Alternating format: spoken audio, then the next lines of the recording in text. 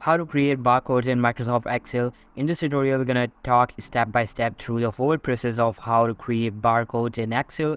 Barcodes are used everywhere, and today we'll see how to create standard barcodes which will be recognized by any barcode scanner. A barcode can be generated in Excel in a pretty straightforward way based on a code that contains number as well as letters. Let's have a look at how to do it using these two examples. First, make sure that the column containing the codes is formatted as text, which is necessary for the correct display of codes. To make sure the data conversion from a code to a barcode runs smoothly, we'll need to add brackets to the existing code. But this needs to be done in a special way. Here's how.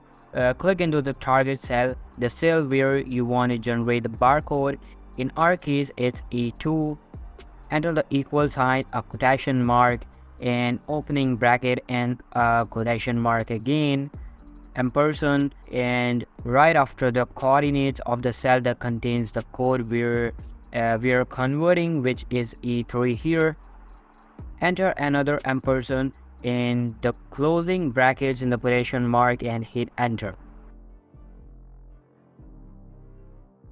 Perfect. This is our background on which the barcode will be based. Copy the function to the rest of the rows using the bottom right corner.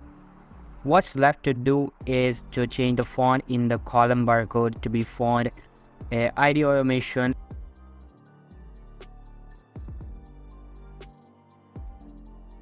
And here we go. And here we go with the barcode, simple, quick, and easy. And here we go with the barcode, simple, quick, and easy. This function is dynamic, which means any change in the source code will show on the barcode. For example, if you change the 1 in A2 and 2, the data in the column C will refresh automatically, and a new barcode will be generated based on the change code. So all for today's video, guys. Thank you so much for watching.